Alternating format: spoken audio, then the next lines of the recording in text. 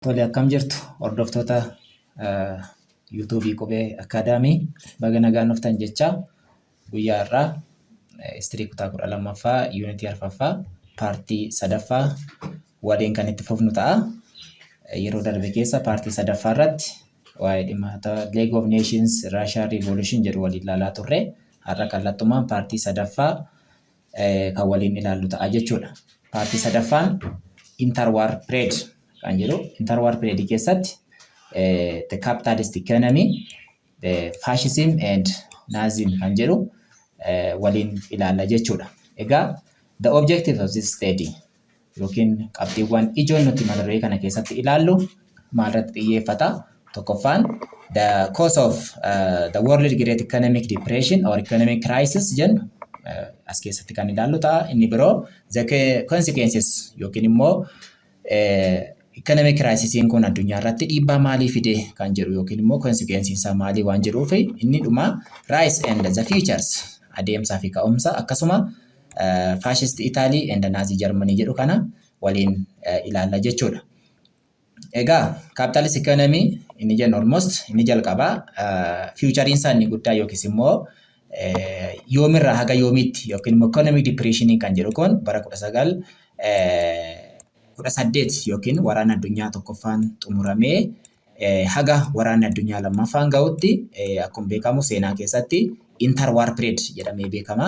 As keessatti egaa haalli dinagdee addunyaa maal fakkaata waan jedhu waliin ilaalla jechuudha. So the Great Depression or economic depression ranges from 1929 up to 1933. Baroota kana gidduutti egaa addunyaan world economic crisis yookiis immoo gaaga'umsa dinagdee guddaa keessa kan isheen turte. Akkuma beekamu egaa waraana addunyaa tokkoffaatii booda biyyoonni addunyaa hedduun gaaga'umsa dinagdee kan isaan mudate jechuudha. Kanaaf kun maaliin ibsamuu danda'ama? It can be described as a massive economic decline or global economic decline. Yerootti dinagdee biyyoota addunyaa gadi bu'e yookiin immoo hir'ate jechuun ni danda'ama jechuudha.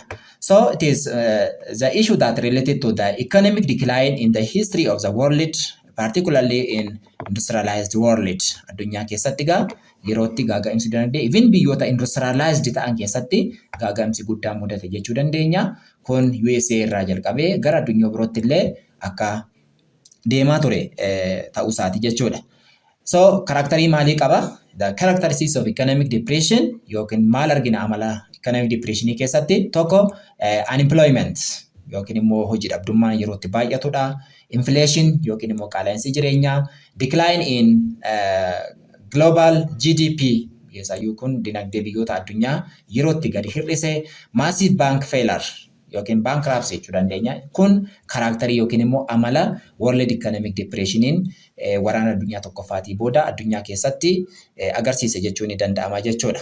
So what were the causes yookiin immoo world economic depressioniin kun maalirraa ka'eetu jalqabe yookiin immoo ka'umsi isaa maali gaafa jennu tokkoffaa irratti the decline in trade, especially international trade due to high restriction, especially global restriction irraa kaasee yerootti daldalli gadi bu'e yookiin immoo hir'ate kun dinagdee biyyoota addunyaa hedduu akka inni gaaga'ee fi galii isaanii akka inni gadi buuse ta'uu isaati. Inni biroo high tariff yaa gibira humnaa olii yookiin taarifa humnaa olii jiraachuudha keessaayyuu global restriction akkuma jennee meeshaawwan adda addaa gabaa addunyaa irra gaafa deeman taarifa hedduun akka jiraataa ture. Unequal or uneven economic distribution maddi galii walqixa yookiin immoo qabeenyi walqixa distribuutii kan hin taane overproduction also. Kun ka'umsa yookiin immoo sababa gaaga'umsi dinagdee addunyaa waraana addunyaa tokkoffaatii mudate keessaa qabxiiwwan ijoodha jechuudha. So bu'aansaa yookiis immoo consequencein addunyaa irratti kiraayisiin ni fide maali? Economic depressioniin jira jenneerra addunyaa hedduu irratti keessaa waraana addunyaa tokkoffaa booda garuu gaaga'umsi kun miidhaa adda addaa qaba. Fakkeenyaaf political effect qaba, economic effect qaba. Economically, for example, it harshly damaged the economic of the world, especially devastation of the world economy. Kun dinagdee biyyoota addunyaa kana negatively yookiin immoo harshly affected gochuu danda'eera jechuudha. Kun biyyoonni hedduun dinagdee kanaan gaaga'amuu yookiin immoo rakkoo kanaan gaaga'amsaan irra ga'uu danda'eera. In political effect yookiin immoo karma siyaasaatiin gaafa laalullee it also helped for the rise of the militarist, especially like in Japan, fascist party in Italy, and the Nazi in Germany. Jarreen kun paartileen akkasiin illee kanaan bu'uura godhachuudhaan akka isaan gara aangootti dhufaniif balbala banuu danda'eera jechuudha. Egaa akkamitti faashisti paartiin Naazii Jarmaniin World Economic Depression kun gumaachisaa maalidha jarreen kanaaf gara aangootti akka isaan dhufaniif kan jedhu gara fuulduraatti kan waliin ilaallu ta'a. Kanaaf political effectiin isaanii ka'umsa yookiin immoo militarist power, aggressive power kanaaf ka'umsa jechuudha yookiin immoo bu'aa asirraa arganne ta'uu isaati jechuudha. Inni karaa biraa it also pushed the world into the second world war. Egaa waraana addunyaa lammaffaan sababoota hedduudhaaf kan inni ka'e achi keessaa inni tokko yookiin basic cause kan jennu keessaa inni tokko World Great Economic Depression yookiin immoo gaaga'insa dinagdee kun waraana addunyaa lammaffaan addunyaa keenya irratti deebi'ee akka inni dhufu kan taasise keessaa tokko isa kanadha jechuudha. Maaliif almost isa kana baay'inaan second world war keessatti discuss gochuun hin danda'ama garuu yeroo adda addaatti keessaayyuu waa'ee Naazii Jarmanii faashisti paartii kan jennu kun isaan kun dinagdee biyyoota isaanii kana fooyyessuudhaaf yeroo isaan promise adda addaa yookiin waadaa adda addaatti seenanidha garuu effectively hojiirra oolchuu akka hin dandeenye inni kun immoo waraana addunyaa lammaffaatiif ka'umsa akka ta'e yaa'u ni beekama jechuudha. Kanaaf almost waa'een economic depressionii gabaabinatti kana yoo jenne gara keessaayyuu bu'aansaa keessaa politikaalii yoo ilaallu the rise of fascist party Naazii Jarmanii jennu kana gabaabinaan waliin ilaallu ta'a. The rise of fascism yookiin ka'umsa fascist party kun eessa garamitti yookiis immoo maali bu'uurri isaa inni jedhu asiin waliin kan ilaallu ta'a jechuudha. So that is from the beginning. The fascist or the fascism was more glorified about the power of the ancient Roman power or history especially. Kun keessattuu waa'ee olaantummaa Roman Empire akkuma beekamu gaa Roman Empire powerfulidha. Almost isa kana glorify gochuu akka kaleessaa sana seenaa Xaaliyaanii keessatti olaantummaa Xaaliyaanii argisiisu waan jedhuun glorify gochuudhaani egaa akkuma beekamu paartiin faashistii kun Mussoliniidhaan kan hoogganamu yookiin Benito Mussolini jennu kun he was the leader of the fascist party and also with the establishment or the formation of fascist party in the time of 1922. So in general or in very important issue that related to this one is about the fascist is focused to mobilize the society or inspiring the society to establish about the system of the authoritarian government, especially rather to democratic. Keessaayyuu gaa inni kun mobilize yookiin immoo hawaasa garamitti kakaasaa turan warri fascist party jennu kuni sirna bulchiinsa mootummaa kanaa yookiin immoo dictatorshipidhaan kan hoogganamutti akka uummanni darbuu danda'u gaafa sana ta'e Xaaliyaaniin yaa'u jijjiirama arguu akka dandeessutti push gochaa yookiin dhiibbaa gochaa turan jechuudha. So we have some factors for the rise of the fascist party in Italy. Keessaa ka'umsa fascist partytiif gaa wantoota hedduu qabaachuu yookiin sababoonni hedduun ni jiraatu. Keessaayyuu post war waraana addunyaa tokkoffaatii booda jechuudha. It may be coincided with the social, psychological and economic factors or economic difficulties in Italy. Akkuma jalqaba jenne gaa world economic depressioniin economic difficulty yookiin economic challenge baay'ee qaba jenneerra. Inni kun illee sababa ka'umsa fascist partytiif gumaacha mataasaa danda'e qaba jechuudha. Karaa biraatiin money employment is also keessaa namoonni baay'een hojii dhabeessii ta'uu isaaniiti. Kun immoo more fascismiin kun yookiin immoo sirni paartii kun yoo gara aangootti dhufe fedhii yookiin intarestii biyyoota namoota hedduu ni jijjiira jedhamee waan amanamuuf gara kanatti akka inni beekamtii argatu taasisuu danda'eera jechuudha. So karaa biraatiin Versailles Treaty ilaaluu dandeenya. Keessaayyuu tokkoffaa irratti Versailles Treaty'n akkuma beekamu gaa waraana addunyaa tokkoffaa keessatti Xaaliyaaniin bara 1915 yookiin waraana addunyaa tokkoffaan erga jalqabee booda waggaa tokko booda tiimii warra Inteetee Paawuriitti dabalamte jechaa turreerra. Already isa kana faras wal waarii keessatti kan ilaalle inni guddaan garuu fedhiin Itaalii yeroo sanatti maalidha kan jedhu almost kolonii argachuudha, biyyoota mo'ataman irraa kolonii weeraruudha. As keessatti gaa waadaan ishiif galame illee ni jira. Garuu Versailles Treaty'n kun almost gaafa mallatteeffamudha waraana addunyaa tokkoffaa keessatti Itaaliin gammachiifne jechuudha. Maaliif they also disappointed Italy because Italy could not obtain any share in Germany's overseas. Asirraa yookiin Jarmanii akkuma beekamu ni mo'atamte asirraa kolonii ishiin qabattee jirtu kan irraa fudhachuu Xaaliyaaniif illee akka dabarfamee kennamutti sheerii akka qabaachuu qabdutti amanaa turte. Ibin Awustiriyaa mataa ishee dabalatee jechuudha. Haa ta'uti garuu asirraa inni kun Xaaliyaanii kan hin gammachiifne keessatti iyyuu faashisti paartiin gara aangoota akka inni dhufu kan dhiibbaa godhe keessaa tokko gammachuu dhabuu Xaaliyaanii jechuudha. Keessaayyuu waraana addunyaa tokkoffaatii booda akkasumallee Versailles Treatiin kun Xaaliyaaniidhaaf haala mijataa hin uumne waan ta'eef jechuudha. Inni lammaffaan soosho economic condition in Italy keessaayyuu waraana addunyaa tokkoffaatii booda haalli siyaas dinagdee Xaaliyaanii keessa ture gaarii hin turre. Inni kun immoo keessaayyuu discontentedii uumeera. Uummata Xaaliyaanii baay'ee kan hin gammachiifnee fi garuu paartiin faashistii gara aangootti yoo dhufe kana jijjiiruu danda'a amantaan jiru waan jiruuf inni kun ka'umsa isaatiif gumaacha guddaa taphateera. Akkasumallee Xaaliyaanii koomizimii irraa akka hin deemne yookiin immoo baraaruu akka danda'utti amanama waan ta'eef jechuudha. So you can see about the motto of fascist party because they believed that this party could save Italy from the danger of communism after the war. Keessaayyuu doomineeshinii koominizimii kanarraa Xaaliyaanii baraaruu kan danda'u faashizimiidha jedhamee waan amanamuuf amantaan guddaan gara paartii kanaatti akka kennamu taasiseera. Inni kun immoo isaaf ka'umsa ta'uu danda'eera jechuudha. Inni biroo aspirationidha yookiin immoo having of ambitions keessaayyuu especially false aspiration wantoota uummata Italy kakaasan akka waadaa sobaatti uummanni akka beekamtii isaaf kennu gochuu keessatti inni kun wantoonni faashist paartiin hojjetaa ture keessaa isa tokko jechuu dandeenya jechuudha. So the people believed that Italy's problem or a long period of problem in Italy could be realized or solved under the fascist party. Egaa rakkoowwan dinagdeef walxoxaa hedduun Xaaliyaanii keessa yeroo dheeraaf turan democratic government jalatti yookiin immoo mootummaa biroo jalatti kan hin hiikamne hin furamne har'a garuu faashizimii jalatti furamuu danda'a amantaan jedhu kun false aspiration yookiin immoo ambition akkasii uummata Itaalii keessatti uumuu danda'eera. Kun akka inni gara aangootti ba'uuf illee bu'uura ta'uufii danda'eera jechuudha faashist paartiidhaaf.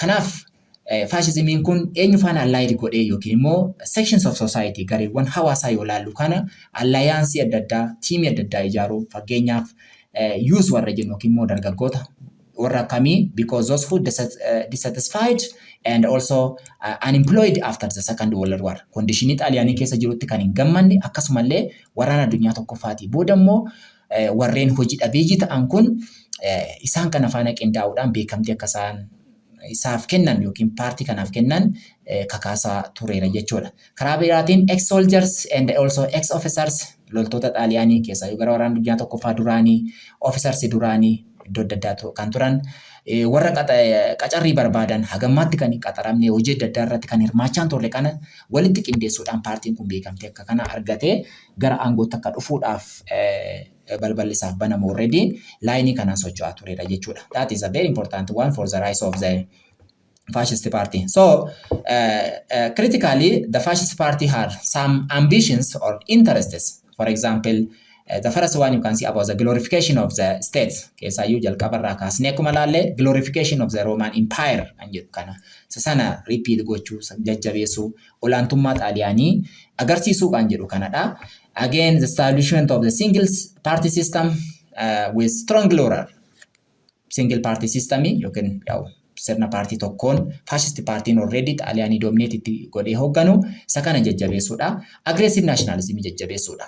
Yookiin Xaaliyaaniin iddoo adda addaa deemtee akka biyyoota adda addaa weerartuu humna adda addaa qabattee akka ishiin sochootu kana olaantummaa Xaaliyaanii akka mul'isuu qabutti aggressive powering policy'n kun akka Xaaliyaanota gidduutti biqilu taasisuu danda'eera jechuudha. Kana jechuun maali? Keessattuu aggressive nationalismiin kun fookasiin isaanii guddaan especially gara koloniitti gaafa geessinu biyyoonni addunyaa baay'een gaafa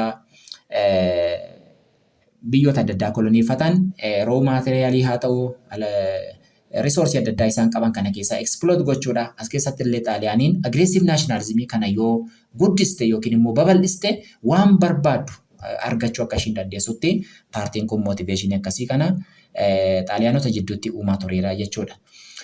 So how the fascists got a popular support from the majority egaa akkuma jalqaba kaafne beekamtii fi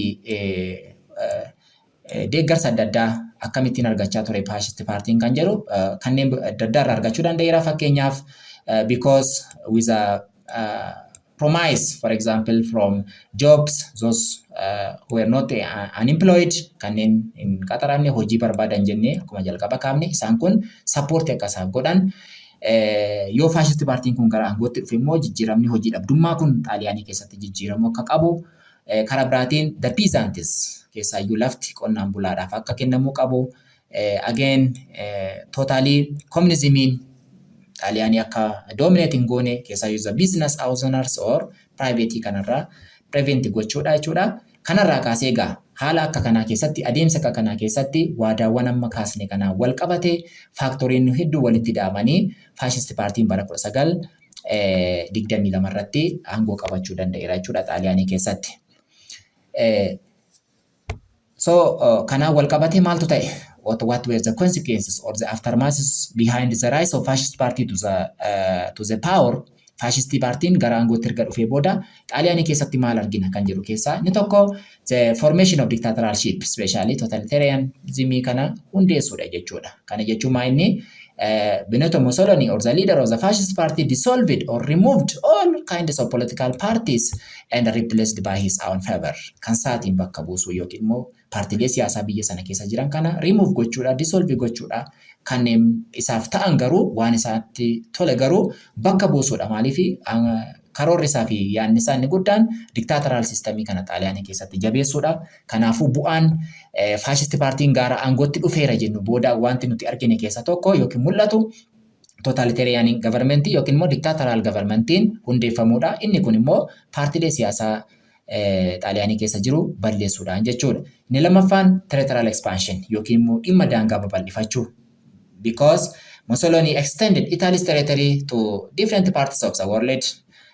Keessaayyuu for example akkuma beekamu Battle of Adwa seenaa Itoophiyaa keessatti hundumti keessan ni beektu. Battle of Adwa jechuun bara 1896 Itoophiyaan victory guddaa yookiin mo'icha xaaliyaanii irratti akka ishiin argatte waggoota 40 booda immoo xaaliyaaniin deebitee dhuftee Itoophiyaa akka weerarte seenaa keessatti beekamaadha. Egaa inni kun maa inni keessaayyuu kolonii Itaaliin baha Afrikaa keessatti Itoophiyaan dabalatee akka ishiin qabaachuu qabdu waan barbaade including raw materials kanallee Horn of Africa keessatti Itaaliin territorial expansioniidhaan fedhii ishii kana guuttachuu akka ishiin qabdu kan irratti focus godhu yookiin immoo xiyyeeffatudha jechuudha. Kanaafuu territorial expansioniin consequence yookiin immoo bu'aa faashist paartiin gara aangootti dhufuuti booda mul'ate keessaa kan biroo ta'uu ni danda'a jechuudha. Inni karaa biraa aggressive power yaa isuma amma kaasnedha. Aggressive power more policy aggressive kun akka inni babal'atu xaaliyaaniin aggressively biyyoota adda addaa akka ishiin attack gootu kanneen akka like Albania, eastern part of Africa, even Libya with a negotiation with Britain as well as France. Akkasuma Itoophiyaa amma kaasne jechuudha. Keessaa gaa 1936 kaasee hanga bara 1941tti akkuma hundi keenya beeknu Itoophiyaan xaaliyaaniidhaan weeraramtee turte jechuudha. Sun aggressive policy addunyaa irratti akka inni babal'atu faashist paartiin xaaliyaanii keessatti roolii yookiin gumaacha inni taphate keessaa wantoota muraasa jennee ilaaluu ni danda'ama jechuudha. Kana qofa miti. Faashist paartiin gara aangootti dhufuunsaa globally wanti inni fidellee keessaa the beginning of the second world war yookiin waraana addunyaa tokkoffaan akka jalqabuudhaaf factory yookiin immoo sababa ta'uu danda'eera jechuudha. Not only for the action of Italy, even also the action of Nazi Germany kanneen kana walitti daballee waraana addunyaa lammaffaatiif faaktaroota yookiin immoo basic cause ta'uu ni danda'a jechuudha. Basic cause yookiin immoo sababoota waraana addunyaa lammaffaan akka ka'uuf haala mijeessan keessaa tokko dhimmaa fi adeemsa aggressive paartiin Nazi Germany gochaa ture fascist paartii gochaa ture keessaa tokko jechuun ni danda'ama jechuudha. Waa'ee fascist paartii kana yoo gabaabsine ilaalle inni kan biroo mata dureen keenya waa'ee Nazi Germanyiti. Almost wantoonni kun lamaan wal fakkaatu. Nazi Germany kun immoo Germany keessatti kan paartii aangoo qabate jechuudha bara 1933 irraa kaasee egaa liideriinsa Adolf Hitler jennee waamna. Inni kunis akkuma faashist paartii sababoota paartiin kun gara aangootti dhufuudhaaf gumaacha taphatan keessaa wantoota hedduu ilaaluun ni danda'ama. Egaa akkuma Xaaliyaanii keessatti ilaallee faaktorii adda addaati ka'umsa faashisti paartiitiif gumaacha kan taphate akkasuma naazii Jarmanii keessatti illee paartiin naazii kun gara aangootti akka dhufuudhaaf wantoonni roolii taphatan ni jiru. The first one is about the Germany's extreme nationalism. Yookiin seenaa irratti akkuma beekamu Jarmaniin we are the superior akka jedhan yookiin immoo the inferior groupii bulchuu qabna. Nuti sanyii keenya sanyii olaanaadha, sanyii filatamoodha jedhanii warra amanan isa kana popularize gochuudha. Jarmanoota gidduutti yaada akkasii kana facaasuudha. Akkasuma inni lammaffaan sababa naazii Jarmaniitiif ka'umsa kan ta'e keessaa Versailles Treaty'dha.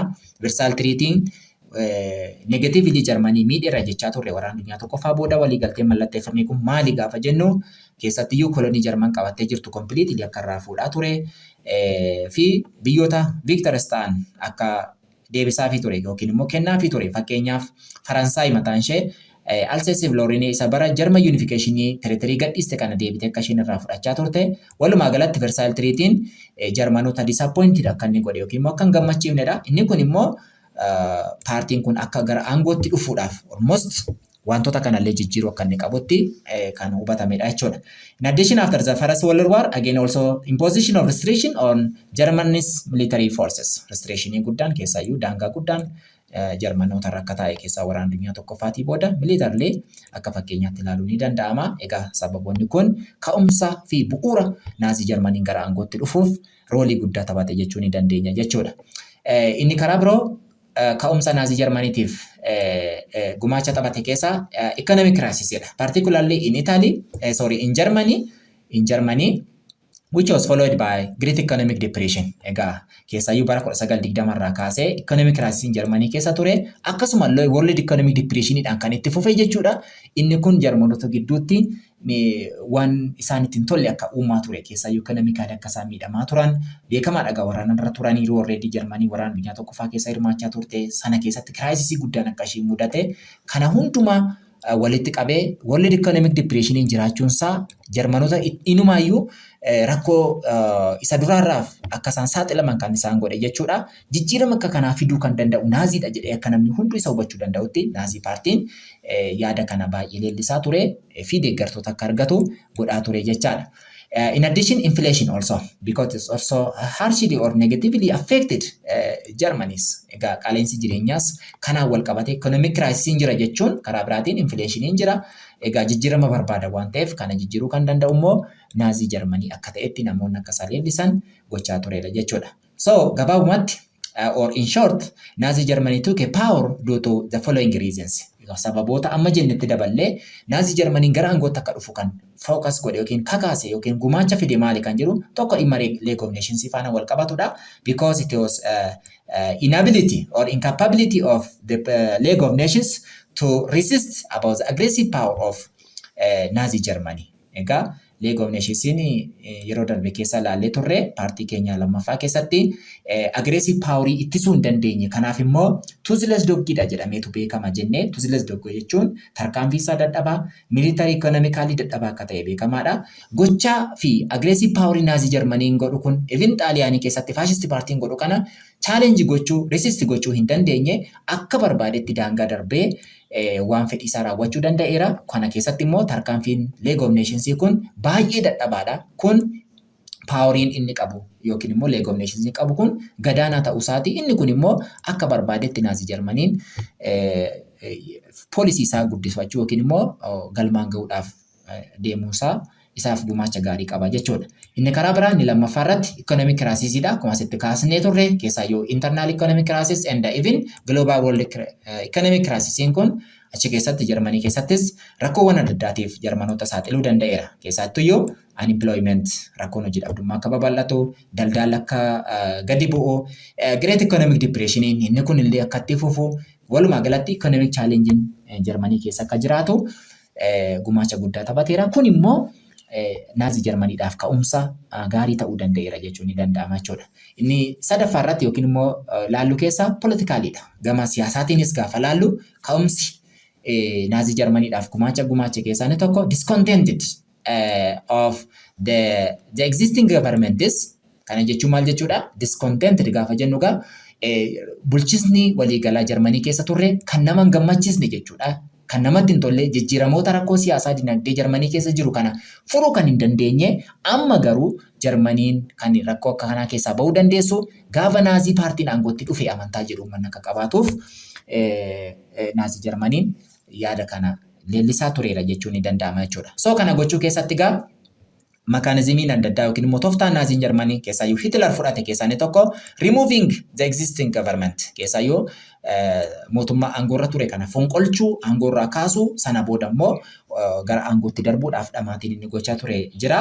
Egaa eventii kanaatiin even Hitler mana hidhaatti akka galee already beekamaadha jechuudha. So the attempt to remove the existing government from the power resulted for the Hitler to put in prison keessaayyuu mana hidhaatti akka inni seenu taasisuu danda'eera jechuudha. Kun yeroo inni itti yaalii mootummaa fonqolchuu geggeessuu irraa kaasee mana hidhaatti akka seenu mana hidhaa keessa taa'ee immoo kitaaba Maastragil yookiin immoo Mein Kampf jedhu kana barreessuu danda'eera jechuudha. Egaa Mein Kampf yookiin Maastragiliin kun this is a title of book that is written by Adolf Hitler of Germany. So here is a manifestos or the political principles of the Maastragil or the book of Hitler. Egaa kitaaba isaa keessatti manifesto adda addaa ibsa adda addaa qaba. Maalirratti focus godha yookiin immoo xiyyeeffata kitaabni naazii Jarmaniin barreesse kun ambitionii ni agarsiisa. What kind of ambition is to create about strong German nationalism. Akkuma dura kaafne Jarmanoonni nationalismiidhaan jabaachuu qaban yookiin immoo of ijaaruu qaban miirri sabboonummaa Jarmanoota jidduutti akka jabaachuu qabu. We are superior race akka jechaa turan yookiin nuti sanyiin keenya sanyii gaariidha filatamoodha nuti addunyaa hoogganaa akka jedhan ilaalcha akkasii akka isaan qabaatan kana keessatti immoo egaa akkuma beekamu Jiwishota miliyoona jaalli akka yookiin immoo Holocaust isa jedhamee beekamu seenaa keessatti naazii Jarmanii yookiin Adolf Hitleriin kun namoota akka kanaa kana ajjeesuullee akka danda'e maaliif nuti Jarmanoota qulqulluu ijaaruu barbaanna waan jedhu irraa ilaalcha jedhu irraa kaasee namoota hedduu galaafachuu yookiin ajjeesuu danda'eera jechuudha. Inni karaa biraa again the Mein Kampf also popularized about the idea that German were the superior race or the master race waan makaasni jechuudha. Egaa nuti sanyii olaanaa sanyii filatamaa kanaaf immoo mirgi maaliitu nuu kenname to dominate the inferior classes or races warra sanyii isaan nuu gadi ta'an immoo hoogganuu bulchuu qabna miira jedhu kana ibsa jechuudha kitaabni Hitler barreesse kun mana hidhaa keessa taa'e kun immoo Jarmanootaaf akka galteetti akka inni galuu qabu already Hitler raawwii isaa keessatti ilaaluu ni dandeenya jechuudha. So Hitler also popularized or win a good will of popularity from a different section of society. Egaa akkuma Xaaliyaanii keessatti ilaalaa turre Hitler paartiin naazii kun akka deeggaramuu qabuuf deeggarsa adda addaa iddoo adda addaatti argachaa tureera jechuu ni dandeenya. Keessaayyuu kutaalee hawaasaa fakkeenyaaf the workers hojjettoota warra kam warra qacarrii barbaadan hojii malee kan jiran jechuudha. Unemployment warra ta'an jechuudha. Ex soldiers loltoota Jarmanii keessaayyuu bara waraana addunyaa tokkoffaa keessa turan ex officers akkuma kan Xaaliyaanii keessatti ilaallee turre isaan kun warra promotionii barbaadan kanaan deeggaramuu rakkoon siyaasaa dinagdee walumaa galatti wantoonni Jarmanii keessatti challenge ta'aa ture kun jijjiiramuun akkasii naazii jalatti dhufuu yookiin immoo furmaata argachuu danda'u amantaa jedhu kanaan uummata kana sochoosaa turuu danda'eera jechuudha. So in general the above situations wantoonni ammammaatti ilaalle keessaa walumatti qabnee gaafa laalloo naazii Jarmaniin bara 1933tti gara aangootti dhufuu danda'eera. Kanarraa kaasee National Socialist Partiin illee akka Jarmanii keessatti hundeeffamuu fi akkasuma naazii Jarmaniin aangoo akka inni qabatu bara 1933tti gumaacha yookiin galtee gaarii ta'uu fi danda'eera jechuudha. Inni biroo bara 1930moota keessayyuu interwar period jennee wantoota laallu keessaa akka waliigalaatti the rise of fascist party, the future, the Nazi Germany jechaa turre amma immoo gara Spanish Revolutionitti yoo deemnu yaa kanas argachuu ni dandeenya. Spanish Revolution keessayyuu bara 1930moota keessa kan ture. Inni kunis attemptiin maaliitu jira already the establishment of the authoritarian government especially in Spanish kana keessatti yerootti almost biyyoonni kanneen akka Italy fi Germany illee roolii fudhatan yookiin immoo keessatti qooda fudhatan jechuu ni dandeenya. Keessatti yuugaa democratically elected government yeroo inni itti overthrow ta'u yookiin immoo aangoo irraa fonqolchanii sirna bulchiinsaa kanaa ijaaruu keessatti Spanish Civil Wariin kan deemamaa ture. As keessatti almost bara 1936 kaasee hanga 39tti Spanish Civil Wariin ni tureera. Egaa akkuma Xaaliyaanii fi Jarmanii keessatti mootummaan abbaa irree hundeeffamuuf deemaa ture. Spain keessatti illee kun deemamaa tureera jechuudha. So what helped Franco or General Franco during the Spanish Civil War egaa mootummaa democratically elected ta'e kana fonqolchuu keessatti maaltu isa deeggare kan jedhudhaa fi because of the support from Nazi Germany and also fascist Italy. Jarreen kanarraa deeggarsaa fi maateriaalii mooraalii deeggarsa argataa ture. Kun immoo waraana addunyaa lammaffaatiif illee roolii qaba jechuudha. Maaliif biyyoonni addunyaa baay'een Jarmanii akkasuma fascist Italy kan isaan komatan democratically elected governmentii aangoo irraa buusuun generally yookiin immoo powerfully ta'e sirna bulchiinsa mootummaa abbaa irree ijaaruu kana keessatti Jarmanii fi Itaaliin jajjabeessuu hin qaban kan jedhu komii addunyaa irraa isaan irratti ka'ellee ta'uu ni danda'a. Inni kun ka'umsa waraana addunyaa lammaffaatiif illee gumaacha mataa isaa danda'e qaba jechuudha. Inni kan biraa militaristii Jaappaaniidha. Akkuma beekamu egaa Jaappaan Second World War keessatti keessayyuu 1930 irraa kaasee hamma waraana addunyaa lammaffaan xumuramutti biyyoota adda addaa militarizimiidhaan conquest gochuu dandeesseetti. Maaliif kan jedhu because targetiin jiru maayini in order to enlarge Japanese occupation through military conquest. Daangaa Jaappaanii yookiis immoo conquest yookiin weeraraan biyyoota addunyaa kana weeraraa daangaa yookiin immoo beekamtii Jaappaan kana addunyaa irratti beeksisuudha.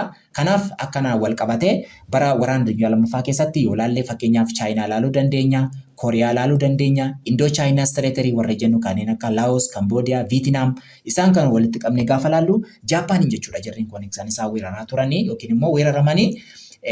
Kanaafuu Jaappaan keessaayyuu from the time of 1930s up to the end of Second World War militarismiidhaan Jaappaan illee akka isheen military conquest kana yookiin immoo aggressive nationalism kana develop gochaa turte jechuudha. So as a whole the militarists believed that military has a significant role kaawaa jijjiiruu dandeessu militariidhaan. Maaliif in order to dominate the political and also social life style of the Japanese. Kanaafuu sirna siyaasaa, sirna social life yookiin hawaasummaa uummata Jaappaaniin jijjiiruu kan danda'amu military conquestidhaan naannolee adda addaa conquest gochuu weeraruu akkuma Xaaliyaanii keessatti ilaalle eastern part of Africa keessatti keessayyuu particularly Horn of Africa keessatti military base yookiin conquest ijaaruudhaan eastern Italian empire ijaarrachuudhaan raw materialatu fedhii Xaaliyaaniin Horn of Africa keessaa qabdu kana fedhii kana galmaan gahachuudha. Gara Jaappaanis yoo dhufte kanuma jechaadha. Fakkeenyaaf politikaalii, sooshalii jijjiiruun kan danda'amu already militariidhaan amantaa jedhu Jaappaan keessatti illee akka ture seenaa keessatti ni himamaa jechuudha. Kanaaf militarist regime in Japan became common from the time of 1933 up to the end of the Second World War jechuu ni dandeenya jechuudha. So egaa karaa siyaasaatiin addunyaa keenya irratti wantoota hedduu akkuma jalqaba kaasnee ilaalaa turre keessaayyuu Itaalii keessatti haa ta'u, Jaappaaniin haa ta'u, Spanish Civil War keessatti haa ta'u, Jarmanii keessatti haa ta'u mootummaa humnaan yookiin immoo dimokiraatikaalii caala aggressive power akka ta'ee fi waraanni addunyaa lammaffaan immoo akka ka'uudhaaf wantoonni addunyaa keenya irratti ta'aa turan kun gumaacha olaanaa qabu jechuu ni dandeenya jechuudha. Tole mata duree keenya guyyaa har'aa kanuma irratti dhaabnee kanneen mata duree taanuun paartii 4 the Second World War kan jedhu waliin kan ilaallu ta'a. Keessaayyuu 1939 hanga 45tti immoo waraana addunyaa lammaffaa maal fakkaataa waan jedhu mata duree keenya yookiin immoo paartii 4 keessatti kan waliin ilaallu ta'a. Sagantaa keenya har'aa asuma irratti xumurraa. Hordoftoota keenya galatoomaa jecha warri YouTube chaanaalii Qubii Akaadaamiif haaraa taatan maatii ta'a, subscribe godha. Yoo jaalattan immoo like gochuudhaan hiriyoota keessaniif share gochaa hin dagatinaa isiniin jenna. Turtii gaarii yeroo barnoota gaarii qabaadhaa.